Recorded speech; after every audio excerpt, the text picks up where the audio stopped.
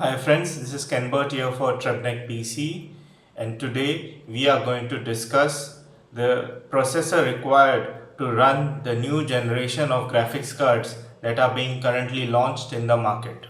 As you may know, Nvidia has already launched their 30 series of graphics cards, and AMD is soon going to launch their 6000 series Radeon graphics cards in the market.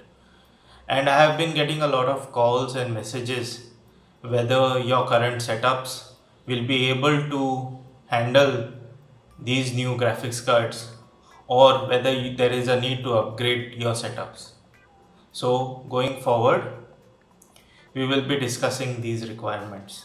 Game developers these days use a bunch of game engines to develop their games, and these engines have a particular requirement of processor or graphics power to run these games smoothly.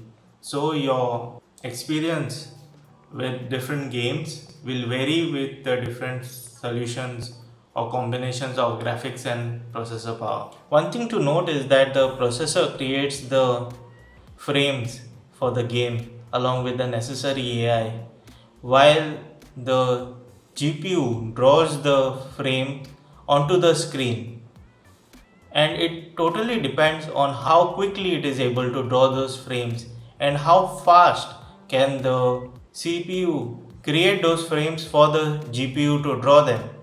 And if you have a very fast GPU which is drawing these frames fast but a very slow CPU which is struggling to create the frames, then there is a bottleneck from the CPU side. A perfect balance is required in terms of GPU power and CPU power to have a smooth gameplay.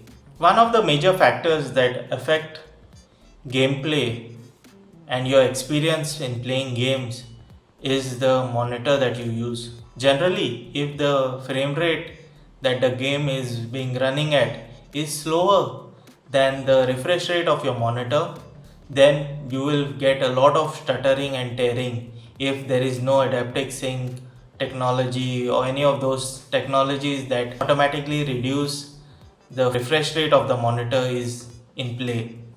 Hence, it is always good to have a game being played at a higher frame rate than the refresh rate of your monitor.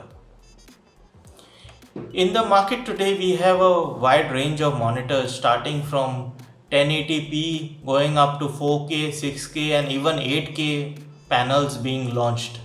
And these run at different refresh rates starting from the basic 60 Hz and go up to 240 and even 360 Hz. And it is going to be a challenge on your hardware to run these refresh rates at the resolutions. So we will be discussing just the general CPU and GPU recommendations to run the most common games available to us today at the various resolutions and refresh rates. Please do note that these recommendations are generalized and are not specific to a particular game. If you want specific requirements for a particular game, comment in the comments below your need to run a particular game, and we will provide you with the configuration to run that game smoothly. Also, if you are planning to enter into competitive gaming, your hardware requirements to run that game will be quite higher than what we are discussing here. For all those who are running PCs older than the 6th generation Core or AMD Ryzen processors, please note that this is the good time for you to upgrade your setups, as these processors will struggle to run the games in the future. This is because 4 cores and 8 threads earlier used to be the high end of the consumer market, but today all entry level processors come with 4 core 8 thread, and most of these games will be running at a minimum specification given as 4 core 8 threads. And also, these newer platforms have DDR4 support as well as NVMe storage supports, which these games will require to run the gameplay smoothly. Also, the consoles that are coming out are all having 8 cores as their base, And so 8 cores and 16 threads very soon, maybe not in the next 2-3 years, but in the next 4 to 5 years will be the basic requirements to run the games, and hence a newer platform would be best to be future proof in terms of the games that are getting launched in the near future. In case you're just interested in the older games and you are happy with them, then definitely your setup that you have may be enough to run those games, and hence you don't need to upgrade. And whenever there is a need to upgrade in the future, you may use this as a reference and upgrade at that point of time with the parts that are available at that time. So let us start with the 1080p 60Hz panel. For this resolution and refresh rates, the newer graphics cards are not required, as any of the older entry-level graphics cards like the 1050 Ti or the 1650 Super, also the older AMD Radeon RX 570 if available in the market, will be sufficient to give you 60 FPS at 1080p, and hence you do not need to upgrade your graphics cards. Also, even if you have the APUs from AMD like the R5 3400G or 2400G that have got Vega graphics in them, even they will be able to support 60 FPS only if you drop the details in the settings down to medium or low. And for these graphics cards, you do not require a very high-end processor. Entry level 4 core 8 thread processor like the 10100 or the 3100 or 3300X will be sufficient to run your games. So moving on to a higher refresh rate monitor like a 120Hz or a 144Hz or 165Hz monitors at 1080p, you will require a GTX 1660 Ti or 1660 Super or a Radeon 5600 XT to support these refresh rates. And for these graphics cards, you will require a processor in the range of the Core i5 or the Ryzen 5 3600X or 3600 XT. If you are interested in keeping the frame rates very high at 165Hz, then I would suggest that you go for the Core i5 1600K or the newly launching 5600X from Ryzen, which will be able to give you a good performance on these refresh rates. Also, it is good to note that this combination of a 6-core 12-thread processor and a lower mid-tier graphics card is enough to run 1440p at 60 Hz. So any games at 1440p you will be able to run at 60 FPS on this configuration.